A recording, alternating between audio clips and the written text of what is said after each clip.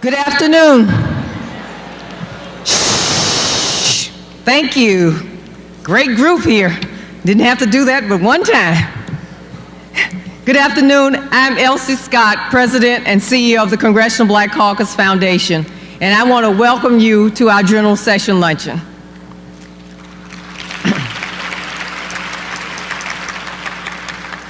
Those of you who attend the conference know that the General Session Luncheon is a relatively new addition to the program, but we decided on Friday we wanted an opportunity to come together to focus on a particular topic. Last year, the focus was on the Martin Luther King Memorial, and we had the designers of the Martin Luther King Memorial here. We had Martin Luther King III here. So this year, after hearing from a lot of business representatives, both the corporate and our minority business leaders, and you had asked me about doing a session on supplier diversity. And so that's the theme of our session today. I want to especially thank Ms. Valerie Jarrett, Special Assistant to the President, for taking time out of her busy schedule to be with us this afternoon.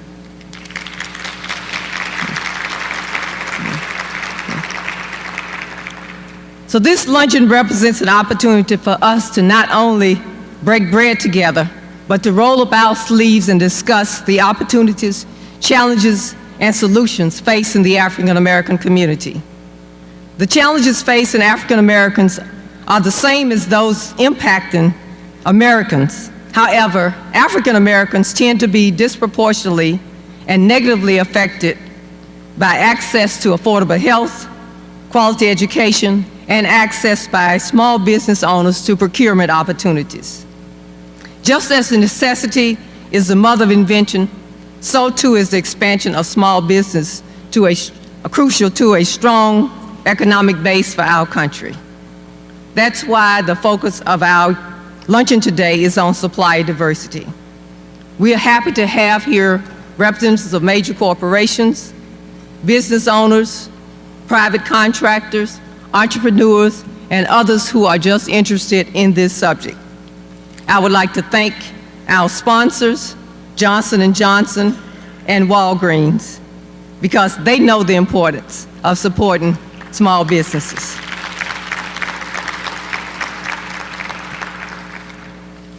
And this is not in my script, but I want to single out, and I think she'll be up here to speak, Beverly Williamson, that the idea of this luncheon from Johnson & Johnson, the idea of this luncheon came one morning down in Mississippi when we were having breakfast.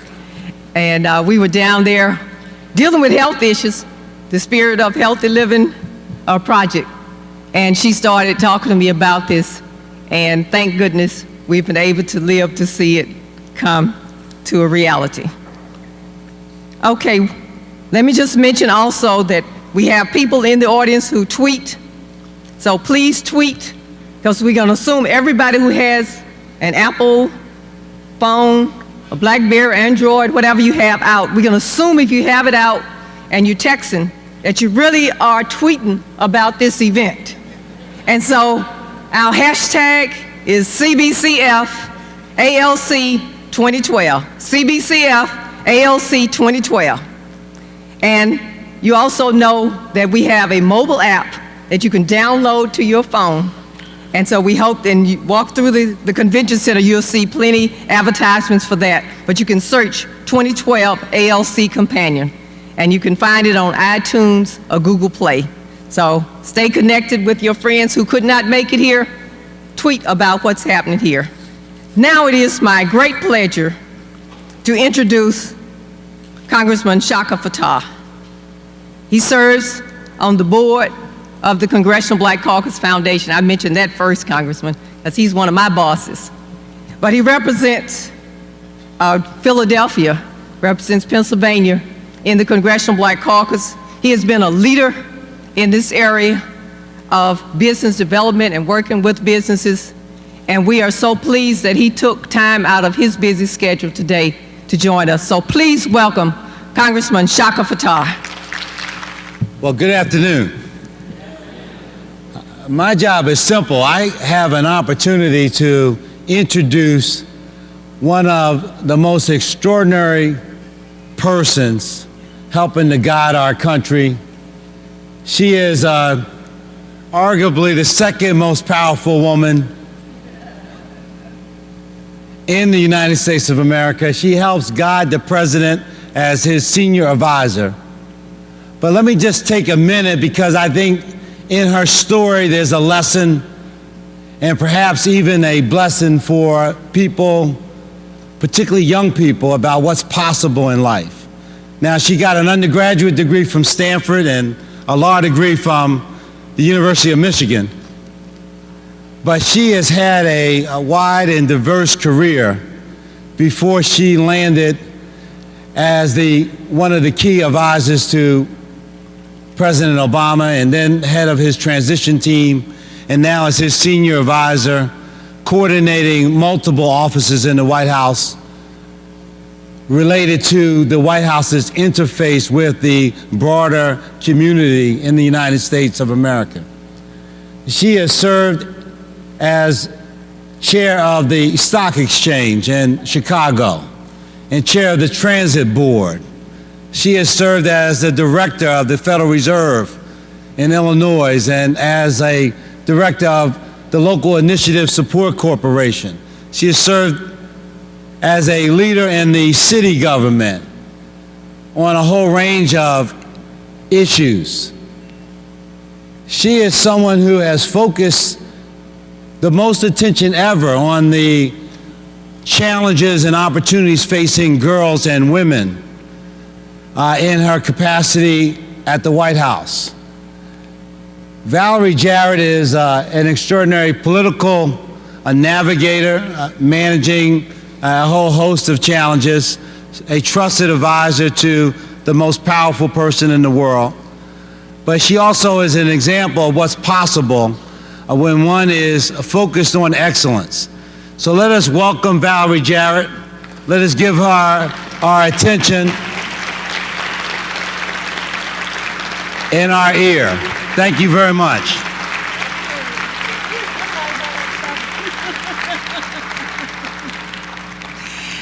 Thank you so much, Congressman Fatai. So I told him, I can't believe he memorized all that stuff about me. I'm so impressed.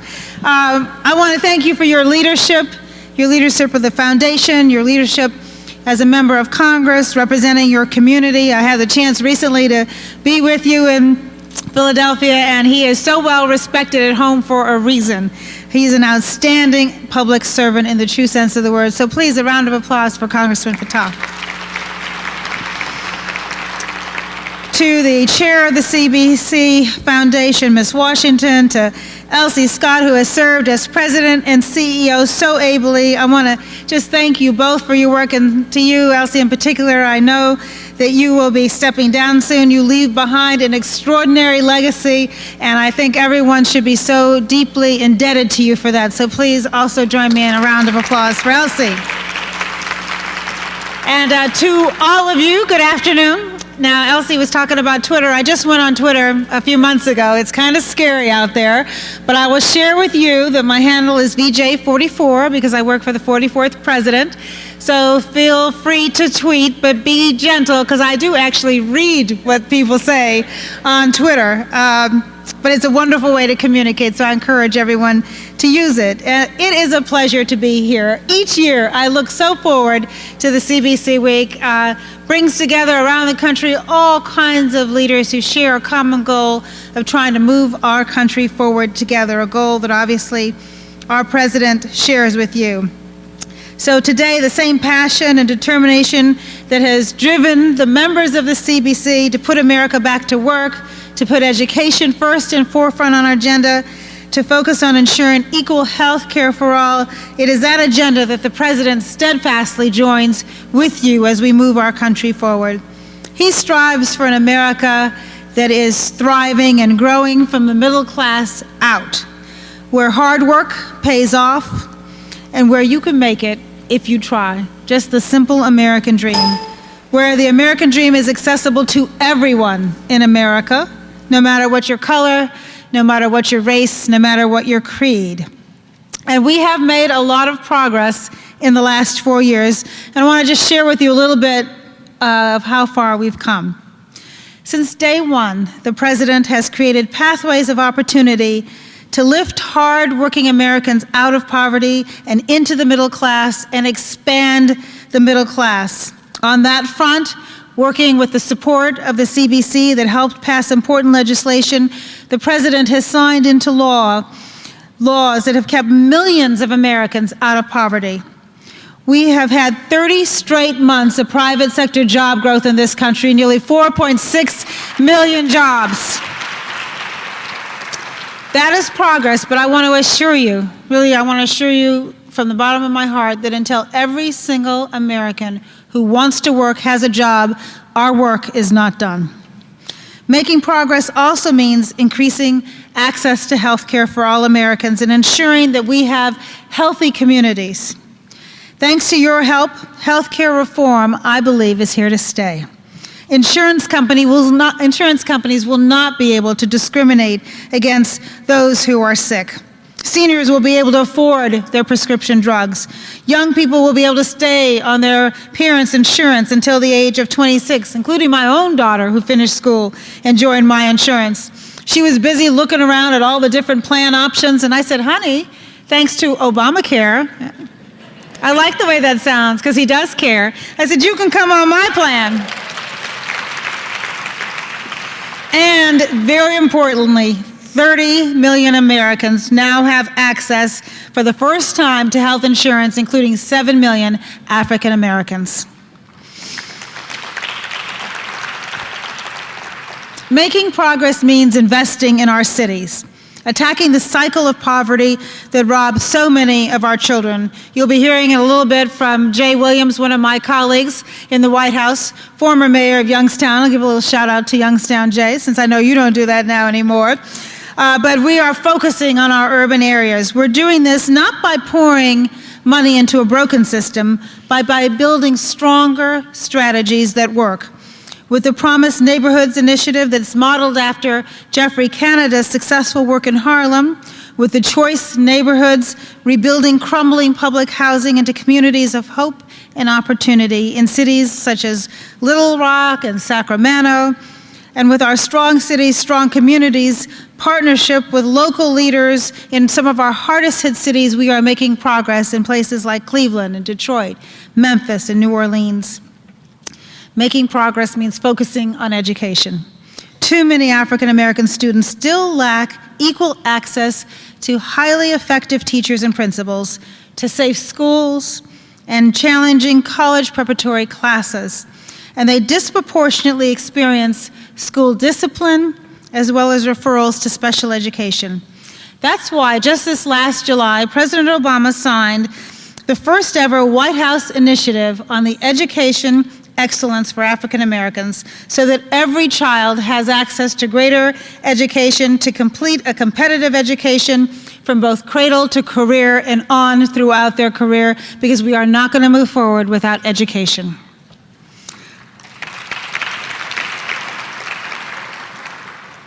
We've also invested more in child care and in programs such as early childhood education initiatives and Head Start to help prepare our children for success.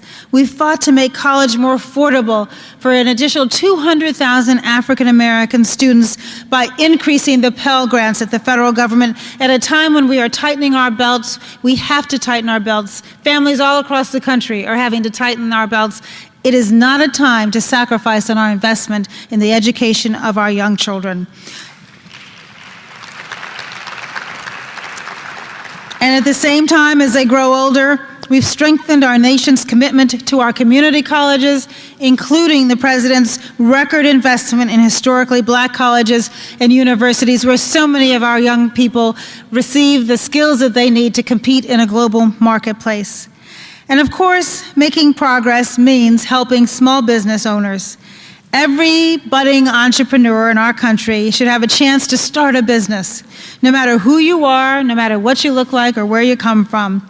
That's why we've helped minority-owned small businesses gain access to more than $7 billion, that's 7B with a B, not million, $1 billion in contracting and financing to help allow them to grow and create jobs here in America. That's what the President believes we should be doing. On this subject, I know, as Elsie mentioned, you're focusing today on one of the most important issues affecting the African American business community, supplier diversity, and I'd like to say a few words on that subject. From day one, the Congressional Black Caucus has shown strong leadership as an advocate for minority-owned businesses, and the Obama administration has been right there as their partner. The President recognizes that we can significantly improve the opportunities for minority-owned and women-owned businesses by opening the door to federal contracting. Each year, the federal government awards nearly $100 billion in contracting to small and minority-owned businesses. But we can do better, and we will do better, and we have taken unprecedented steps to do just that. I'll give you just a few examples. For starters, 2 years ago, we collaborated with Congress to pass the Small Business Jobs Act. The law contains 19 different provisions to help business entrepreneurs contract with the federal government. Last year, we cut the payment to contractors, small business contractors, from 30 days to 15 days. Anyone who has operated a small business knows that 15 days can make a huge difference between leaving your door open, shutting it, hiring another person, or laying somebody off. And so we are so proud of making sure that we expedite our processing of payments for the goods and services, which will create jobs for the long haul. Last year, the White House launched a major mobilization effort in partnership with the Small Business Administration, the Office of Management and Budget, and the Commerce Department's Minority Business Development Agency. And the President has directed his cabinet agencies to follow three specific action items. First, he's asked them to meet with their senior staff and emphasize the importance of small and disadvantaged and women-owned business contracting to let them know it is a priority for him. Secondly, he's asked them to hold high-level contracting matchmaking events with small business owners in major cities across the country, many of whom were in the districts of the CBC. To date, we've had over 50 such events with senior officials from over 20 different federal agencies, and close to 20,000 small businesses have attended. We are making it a priority to get to know the small businesses in our communities and match them up with potential partners, and emphasizing that this is the President's priority and we intend to follow through on that commitment. A third step we took was to ask each agency to determine if it could include the congressionally mandated small business and socioeconomic contracting goals when they're evaluating the performance of their employees. Many of you in the private sector know that what gets measured gets done. And so if we can include into the performance metrics of our employees making contracting with minority-owned businesses a priority, we believe that that will lead to success. The members of the CBC, Congressman Fattah, you laid a foundation for the federal government to achieve reasonable small business and socioeconomic contracting goals, working together with the administration. I've met with many of the members of the CBC directly, both here in DC and in their districts, and we are going to work hard to maximize our potential in this area. When we arrived in Washington, only 5 federal agencies had congressionally mandated small business goals built into the performance of their executive staff. As a result of our efforts already, we have 15 agencies who now have that embedded in their performance goals, including the Defense Department, our largest department. The result? Well, people like Vicki Frankovich, an African-American entrepreneur with 3 daughters who lives in Reno, Nevada. In 2000, Vicki started her own general contracting construction business with her husband. She's now built, in just a short time, a multi-million-dollar company. Vicki attributes her SBA experience with the instrumental growth of her company, because 8A contracts helped build the infrastructure to handle larger and more complex projects. And there are so many people around our country just like Vicki. So we have accomplished a lot together, kept millions of people out of poverty, moved them into the middle of class. We've begun to improve our public schools and made college more affordable. Together, we've increased the access to health care for all, and we've invested in African-American-owned small businesses, none of which we could have done without the support of the CBC and so many of you who are in this room, and we appreciate that support. The President and his administration will continue to work with you to create more opportunities, more equality, more prosperity for everyone. And I'd like to end with one last story, and it's a reminder that our policies affect people. Policies change lives. And no one knows that better than a young 21-year-old mother named Equisha from Minneapolis in Congressman Keith Ellison's district. We describe the Promised Neighborhoods program as a holistic, education-centered approach to improving the lives of children and youth from the nation's most distressed communities. But to many people, like Equisha, it's simply a new life. Equisha first connected with her Promised Neighborhood organization in Minneapolis. She was homeless, she was frustrated, and she was struggling to care for her 3-year-old daughter. Equisha joined the program, and she encouraged her now husband to join too. Their family coach worked with community partners to help them find housing and jobs. Together, the family graduated from an 8-week parenting empowerment course. Their daughter was once passed around from relative to relative during the day. Today, she attends a high-quality early childhood education program, and her parents are employed and have the tools that they need to assist her development at home. Before, Equisha's daughter had missed key milestones in her development and was not even on track for kindergarten, which is the beginning of the achievement gap we see in so many low-income African-American families. Today, she's made amazing progress, and she's now on track to be ready for kindergarten. Equisha has the opportunity to reach that American dream. She may not make the nightly news that we see that focuses more on dissension and controversy at times, but Equisha will wake up every day with new opportunities for her family and know that President Obama is in her corner, as he is in your corner and the corner of your children, all of our children. We know that the future of our children, of Equisha's children, our children, is going to make all of the difference if we really want the United States to continue to be the world leader, the country that people from all over the world envy and want to come to our shores. So looking around this room, I see so many people who I know wake up every day working so hard to improve our community, improve our businesses, grow our country, grow that middle class, provide the ladders of opportunity into the middle class. So on behalf of our president, and I think a very grateful nation, I thank you all.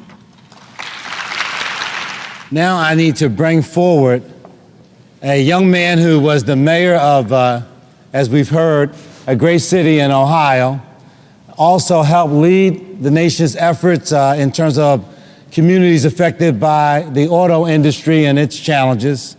Someone who I worked with when he was with the Mayors Against Illegal Guns, and someone who has done an extraordinary job in his present capacity as the Deputy Director for Intergovernmental Affairs. Let us welcome Jay Williams. Thank you, Congressman, for the introduction, and certainly thank you to, once again, Valerie Jarrett for her very comments that have helped to synopsize and bring to focus what has been accomplished in this administration over the past almost 4 years. To the organizers of this event and to the outgoing chairwoman of the CBC Foundation, we certainly thank you for the opportunity to present before you. I've had the opportunity in my capacity over the past year or so to travel the country to see firsthand what this administration, with the leadership of this president, how it has impacted communities across the country. I served as the executive director of the Office of Recovery for Auto Communities and Workers for the past year, and now am serving in the White House as deputy director of Intergovernmental Affairs, which gives me the opportunity to work with local elected officials across the country. And just for a few minutes, I want to set the stage, in addition to what Valerie has talked about where this country was when this administration started.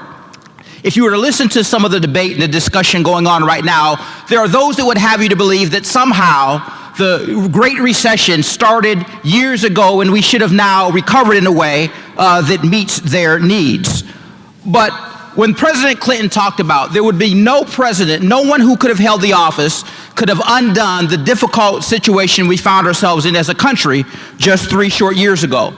We all remember and are still dealing with the effects of the housing collapse, the failures on Wall Street, the fact that at the height of this recession, we were losing upwards of 800,000 jobs per month. 8 million jobs were lost as a result of the policies that had been in place in the past. So when Valerie talked about the recovery that we have been under for the past 3.5 years, it really is important to understand the context. When she talks about 30 consecutive months of job growth in the private sector, when she talks about 4.6 million jobs created, and my expertise over the past couple of years has been in manufacturing. We all know and how important manufacturing is, not only to this country, but particularly to the African American community.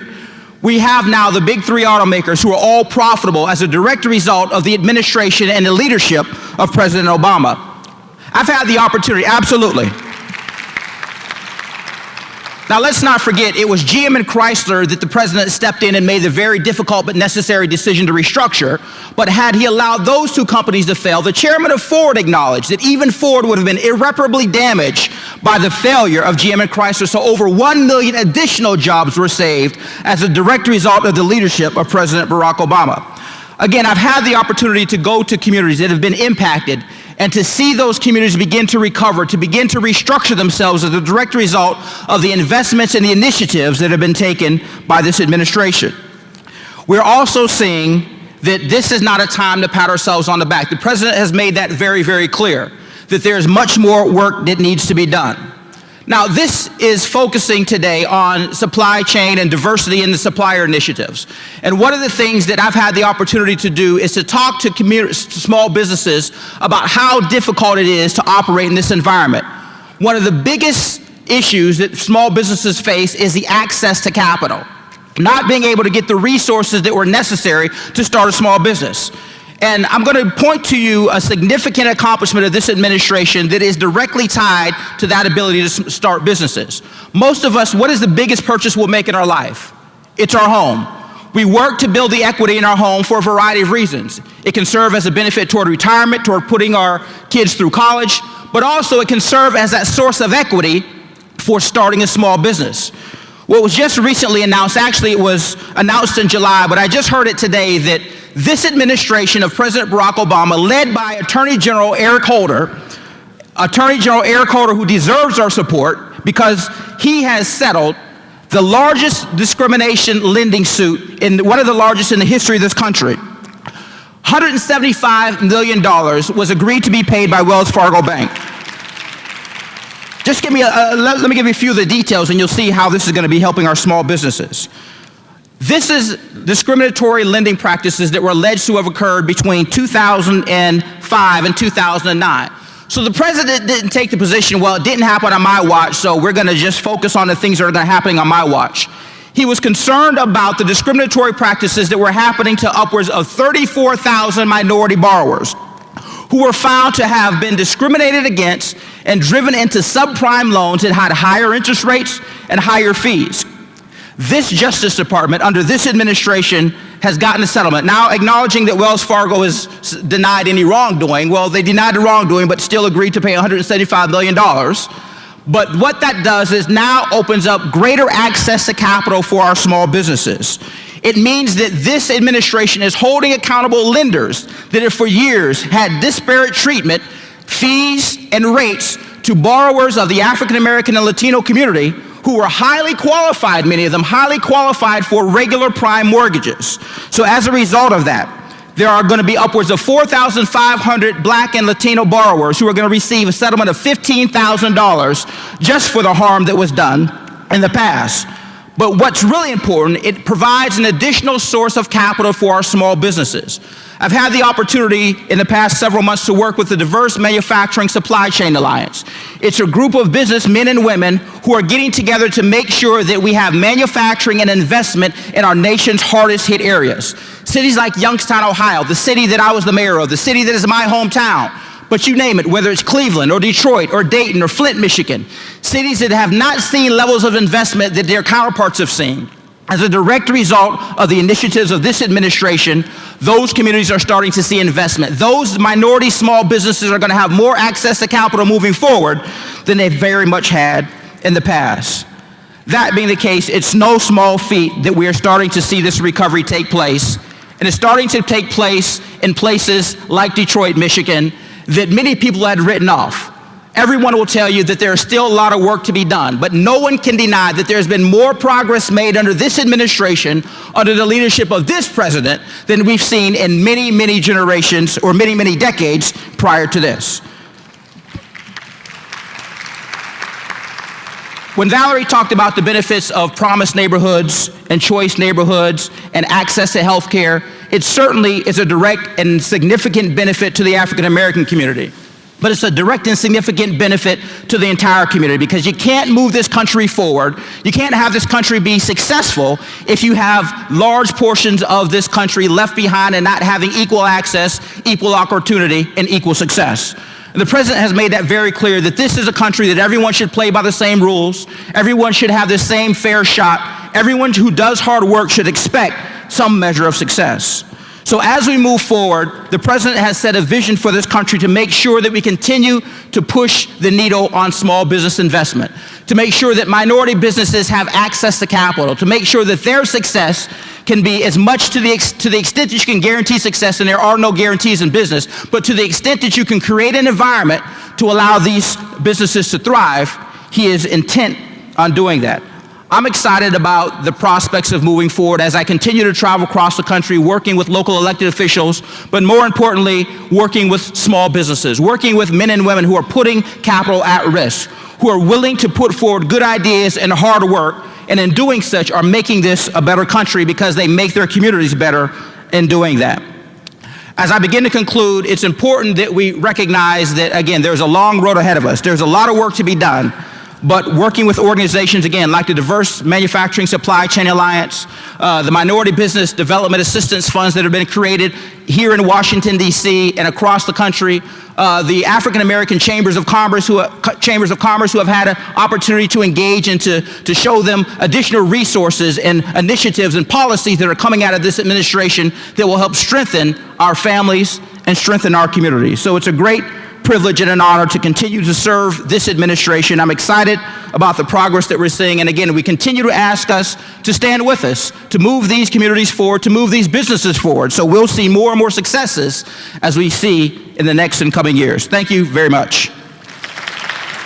Good afternoon, everyone. I'm Beverly Williamson, and I'm head of the Office of Supplier Diversity and Inclusion for Johnson & Johnson. I am honored to introduce Joaquin Duato. Joaquin is the worldwide chairman of pharmaceuticals for Johnson & Johnson, where he has responsibilities for enhancing human health. A native of Valencia, Spain, and 23 years with Johnson & Johnson, Joaquin fosters collaboration and innovation among business leaders and their teams across all functions to deliver innovative pharmaceutical products to the global market. A champion of diversity and inclusion, Joaquin is the executive sponsor of the African American Leadership Council National Employee Resource Group at Johnson & Johnson. He holds a master's degrees in business administration and international management. A community advocate, Joaquin serves on the board of directors of the Pharmaceutical Research and Manufacturers of America and the board of trustees of Save the Children. Joaquin lives in Bridgewater, New Jersey with his wife and 2 children. I give you Joaquin Duato. Hi, Beverly, and thank you for your kind words. Johnson & Johnson is proud to sponsor this event on behalf of supplier diversity for the Congressional Black Caucus Foundation, along with our co-sponsor Walgreens. At Johnson & Johnson, the commitment to diversity is embodied in our credo, and our credo represents the values of the company, and it speaks to our commitment to the patients, the customers, and the communities we serve. And supplier diversity is a critical piece in this commitment to the communities. It drives economic inclusion, and it creates job opportunities for those communities. we were very proud to be appointed to the $1 billion roundtable, a roundtable that gathers companies that have business over $1 billion with minority-owned business. We were the first healthcare company to be appointed to the $1 billion roundtable. And as much as we like to be there, what we would like is to maintain that position. And in order to do that, we are committed to work with our supplier partners in trying to broaden their networks, make their companies healthier, and grow their business. Together with our supplier partners, we deliver and manufacture high quality and sometimes life-saving products for customers all over the world. And together with our supplier partners, we participate in the care of millions of patients. We take that responsibility very seriously, and we know what are our obligations there. Thank you very much for allowing me to share these thoughts, and I hope you enjoy the rest of the conference. Thank you. Thank you, Joaquin. As Joaquin expressed, our suppliers are important partners in our supply chain. Together, we serve our customers. Archer Corporate Services is one of our important partners. Dennis Archer Jr. Esquire, yes, he is an attorney and his wife is a judge, is president of Archer Corporate Services, one of the nation's leading marketing fulfillment services firms. A native of Detroit, he supports his community by serving with the Detroit Regional Chamber, Michigan Black Chamber of Commerce, and the General Motors Supplier Council, just to name a few. Dennis is a trustee of the Dennis W. Archer Foundation, named for his father, Dennis Archer, former mayor of Detroit. Dennis lives in Detroit with his wife and 2 sons. Dennis, please come up. First, let me thank those of you who have remained at the luncheon. Those of us at the end of the discussion appreciate it. But thank you to Beverly, a trusted friend and a phenomenal supporter of ACS, to Dr. Scott, to Ms. Jarrett, who I understand had to leave, and other elected officials, Congressman Fattah. Thank you for having me today. Mankind has become so much one family that we cannot insure our own property except by ensuring that of everyone else. If you wish to be happy yourself, you must resign yourself to seeing others happy also. Bertrand Russell wrote these words in 1950. And today, in my estimation, these words ring truer than ever. As Beverly mentioned, I am the son of a politician, and as such, I would be remiss if I failed to mention, not to mention, the relevance of this luncheon during this conference amidst what will surely be one of the most pivotal presidential elections in this nation's great history. We are, you see, presented with 2 very distinct choices. We will either be led by a president who ascribes to Mr. Russell's view that we are all in this together, or we will be led by one whose vision encompasses promoting the interests of a few at the expense of the rest. While this is not a political speech, there is a correlation between my president's position and that of the state of supplier diversity. You see, since the earliest supplier diversity programs were introduced decades ago, times have changed. The rationales for the programs have evolved. I submit to you today that how these programs are measured in terms of success needs recalibration as well. During the go-go years, I recall flying to an event on a General Motors Gulfstream. During the flight, Wendell Anthony, president of the Detroit branch of the NAACP, suggested that if then Senator Obama won the election, it may change people's opinion of the necessity for affirmative action programs. If they, us, can be president, Anthony suggested, people might jump to the conclusion that they, us, aren't in need of affirmative action. There are some that feel the same way about supplier diversity programs.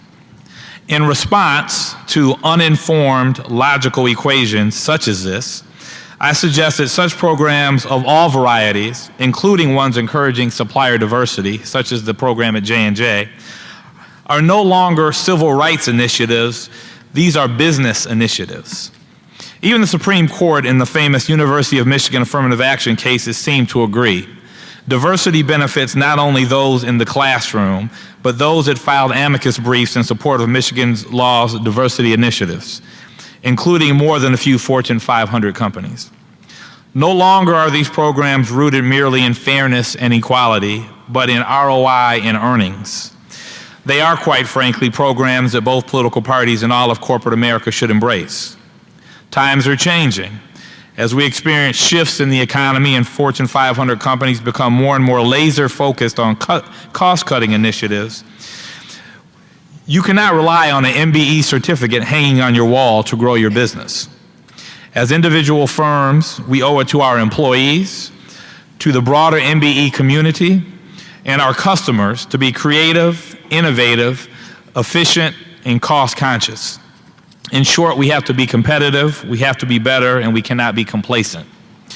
I am very pleased to be partners with Johnson & Johnson. We have done business with J&J now for several years, and they definitely walk the walk. We work with several of their operating companies and have just executed a global master services agreement with J&J Procurement, which signals their very passionate desire to work with ACS strategically moving forward. But this is just not about my firm. As you are aware, J&J is a member of the prestigious billion-dollar roundtable, as was mentioned earlier. I submit to you that while spending $1 billion with women and minority-owned businesses is both important and impressive, it may not be the most telling figure and should not be the only applauded measure. I believe the truest measure of this expenditure should be the pass-through or circular effect it has on our communities. My partner and I believe, as Horace wrote in 8BC, that your own safety is at stake when your neighbor's house is burning. That is to say, we must support, protect, and promote our communities. To that end, because J&J is a significant customer of ours, we can employ a staff that consists of 77% women, 43% African Americans, and include a Pakistani COO and an African American woman CFO. Collectively, we donate our money and time to over 20 charities. We sit on bank boards, charter school boards, church councils, nonprofit boards, and we serve as Little League coaches, museum trustees, tutors, and mentors in our community. You see, this is not about enriching myself, rather it is about enriching my community. It's not about the legacy I pass to my children, rather it's about setting an example for the children in my neighborhood. A Cameroonian proverb explains that rain does not fall on one roof alone. To go back to politics for just a moment, it is evident that this concept is foreign to some. Some believe they can selectively choose upon whose homes the rain falls. Like those of you seated here today, Johnson & Johnson understands that you can't control the rain. They recognize the importance of supporting our communities and those around us, which is evidenced by their commitment to supplier diversity. In closing, supplier diversity is neither an entitlement initiative nor a civil rights initiative. It is a sound business model mandated by the changing demographics of the communities within the United States and throughout the world. In the not so distant future, the majority of U.S. citizens will be people of color. We will be the majority. This is simply good, sound business. And ladies and gentlemen, in that vein, we need to support those who support us. Patronize the Johnson & Johnsons, the Walgreens, the General Motors, those that support our communities. Again, thank you for having me here today and have a good weekend. My name is Gleetha Gillespie, and I am the Senior Director of Supplier Diversity at the Walgreens Company. And I'm very honored and proud to introduce to you our Walgreens presenter, who is Kermit Crawford, the President of Walgreens Health and Wellness Division. Kermit began his career with Walgreens as a pharmacist intern in 1983, shortly before his graduation from pharmacy school at Texas Southern University in Houston.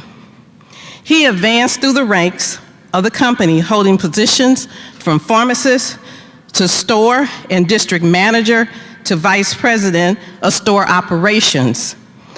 And in 2010, Kermit was promoted to Walgreens Pharmacy, Health, and Wellness Division, where he is very instrumental in leading the advancement of community pharmacy to play a greater role in the healthcare through integration and advanced and expanded services.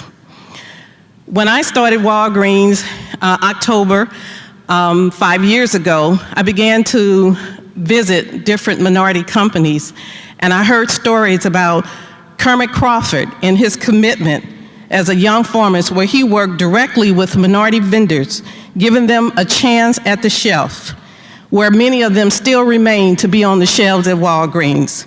His passion for minority business development is evident and remains consistent throughout his career at Walgreens. Kermit has received numerous awards and recognitions. The Drug Chain Review in 2009 as the Pharmacy Executive of the Year, and in 2012, he was named one of the top 100 most influential Blacks in corporate America.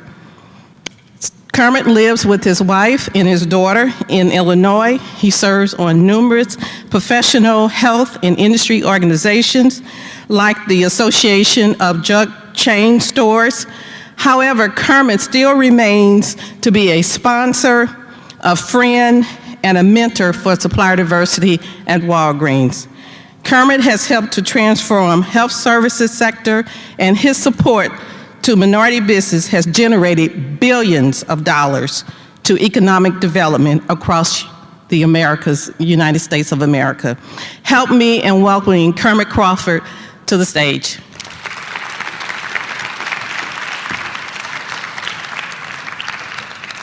Thanks, Kalitha. Thank you very much, Kalitha. First, I want to thank the Congressional Black Caucus Foundation and Congressional Black Caucus for their leadership in the issues that address African American neighborhoods. And certainly at Walgreens, we are very excited to be a part of this supplier diversity discussions. And as Kalitha said, it's something that I've been passionate about for a number of years as Walgreens. You know, one way to get all of these awards and accolades is just stay around a long time. Yeah, I've been with Walgreens, it'll be 30 years next year. So I've been there for a long time, and we've certainly had a rich history of serving in both African American and minority communities. You know, we opened our first store on the south side of Chicago over 110 years ago. And at that time, the purpose was, you know, our purpose is to help people get, stay, and live well. And we certainly feel as though we have lived that commitment to the neighborhoods. Today, 63% of all Americans live within 3 miles of Walgreens, but 75% of all African Americans and 78% of all Hispanics live within 3 miles of a Walgreens. So when you talk about a commitment to the communities, there's no one who is closest to our communities than Walgreens. And as a part of this commitment, several years ago, we started the Minority Business Development Programs. And those programs were designed to create jobs and economic strength within the communities that our employees live in. So the majority of all of our employees actually live in the community. So we had to give back to our communities.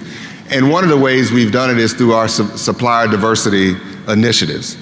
And that supplier diversity initiative is to bring best practices and also to bring outreach and access from a technical as well as a marketing program to agencies that are certified minority vendors. And I want to just take a second before I close to give you 2 examples of what we're doing at Walgreens. The first is a program we call the Power of Alignment.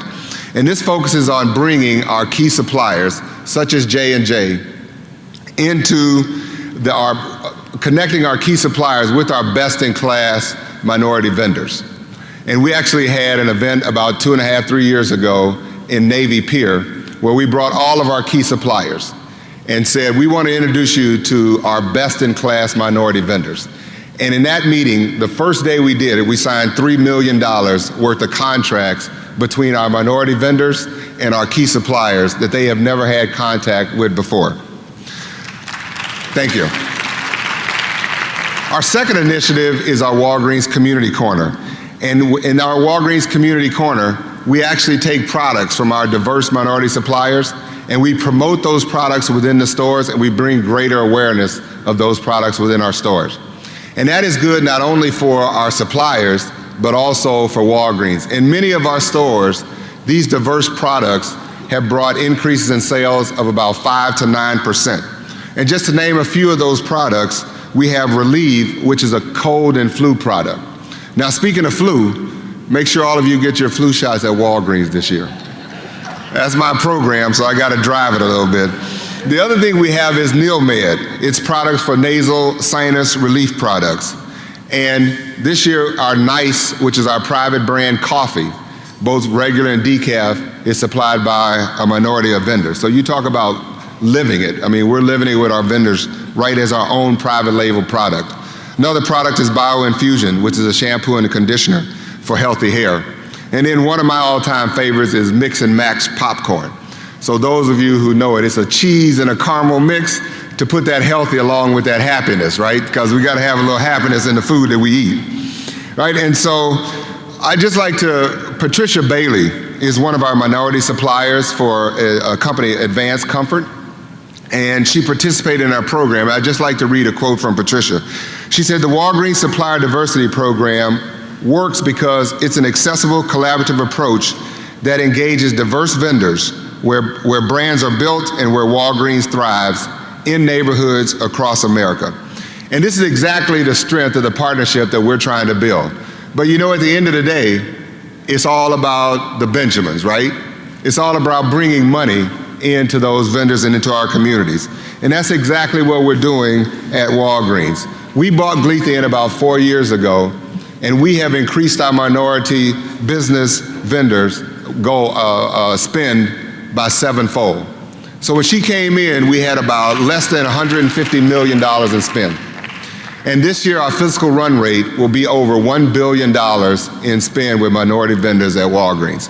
So I certainly want to thank Gleetha for bringing that kind of relationships and that kind of commitment into Walgreens. So in closing, I would like to say that we appreciate the partnership we have with J&J. We appreciate the opportunity to be a part of the Congressional Black Caucus Foundation in this luncheon. And we certainly want to thank every one of you for playing a part in this key role. So I know we're a little bit behind on time, so I'd like to once again thank our co-partners, Johnson & Johnson, and thank all of you, and I hope you enjoy the rest of the convention. So thank you very much.